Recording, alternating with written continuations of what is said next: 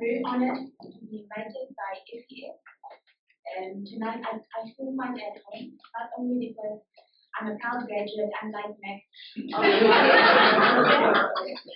I'm a proud graduate of the YLPC program, but also there's so many youth leaders here tonight.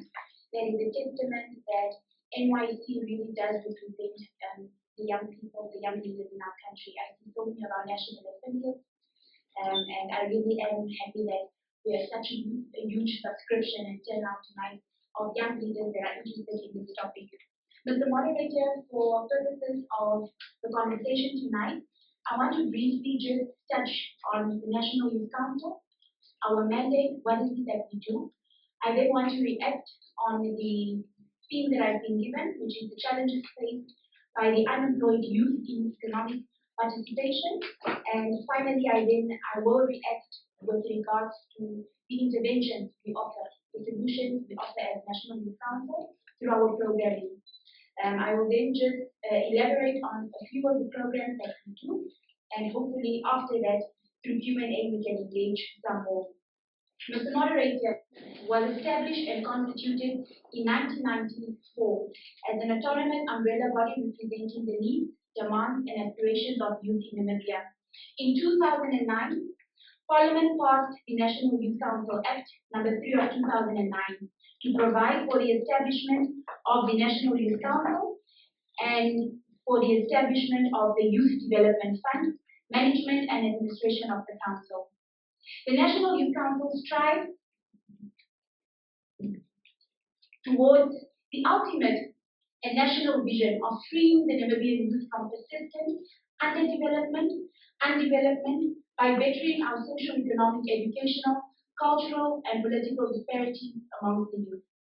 Since 1994, the National Youth Council has engaged itself in commendable programming and projects geared towards youth advancement by working towards improving the role of youth organizations and individual young people in addressing our social, economic, educational, cultural, and political disparities, be it in our constituencies, regions, and the country at large. The National Youth Council serves as a reference source for young people in Namibia in addressing the statutory powers and functions as translated into our mandate by the institution. Based on this, NYC's services have over the years evolved with the ever-changing needs and demands of the Namibian youth. In the end, necessitated the reformulation of our vision and mission as stipulated below. Currently, we really strive as the Youth Council to be a world-class youth development coordinating body. I want to really touch on the theme that I've been given here tonight by SES, which is the challenges faced by unemployed youth in economic participation.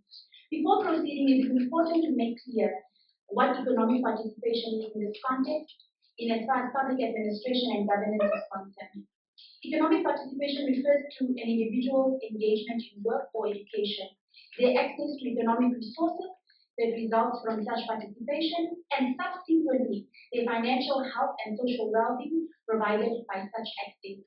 So the question of what challenges are faced by unemployed youth in economic participation is really a question of what factors contribute to the staggering high rate of youth unemployment in this country, which was alluded to by my previous speakers. Of course, a good place to start is the country's present economic environment, the rate at which SMEs are growing and creating more employment, the rate at which youth-led businesses are opening up and operating with success. We need to ensure that to grow the SME space, we must be able to create a conducive environment. And I think that really speaks to policy with which Honorable Max and our legislators are responsible of. Some of our engagements with young people as the National Youth Council have also brought to light that some of our unemployed youth continue to be excluded from economic participation due to skills mismatch or skills redundancy. And I'll give you examples of how we have arrived at this conclusion. This is especially true for commerce graduates, where the industry is in constant motion and where new technology continue to replace one's human labor. For example, 20 years ago, the cost of digital bookkeeping was so high Their processes were mostly manual and analog. This means there was a demand for human resources. Today, accounting software has replaced the need for that human labor. Where a young accountant can download a software, for instance, that used to do the work of 10 or 15 accountants. So really, one can then see that how the digital evolution has also taken place. There has been a burden on the kind of skills that we provide through our educational system. I therefore want to then move on slightly to our programming and solutions that we as an institution created by government offer in as far as economic participation is concerned. The National Youth Council, because we're a public institution created by a law of parliament, are funded by government. Our income is through a government subsidy. The National Youth Council, for your information, fellow youth that perhaps are not too exposed to our work and activities, fall under the Ministry of Sport, Youth, National Service. We received a subsidy from government for the current financial year. We received a subsidy of 18 million, of which we need to pay salaries and wages. We need to maintain overhead expenses, and of which in line with the thematic areas that we developed in the council. For this current financial year, the leadership of the National Youth Council of that has targeted an investment of close to 8 million just on programming that we want to implement. This programming, again, like I said, is also thematic. We've got programming under the youth engagement and participation. Under that, we celebrate statutory obligations to our act, for instance, the National Youth Week. We've got many representative council meetings. Through this, we also have support to national youth dialogues, both international and local. We've got under the youth empowerment project, of which the 8 million, of course, they is financed from entrepreneurship and development programs. Under that, the National Youth Council has a program called Credit for Youth in Business, CYB for short. We've got the Youth Development Grants Program. Under this program, we have a program called the Equipment and Grants Scheme, where the National Youth Council supports existing young entrepreneurs by expanding on the equipment through the subsidy or grant that they receive from the National Youth Council.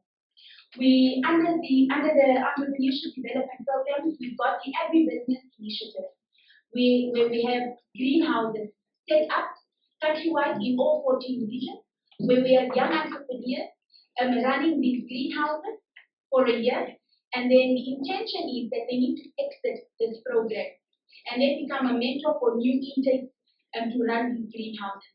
With these greenhouses, the young entrepreneurs have the ability to offtake local produce or vegetables into the market and sell it. Under the Entrepreneurship Development Program, again, it is still one project, both of which we've got different programs.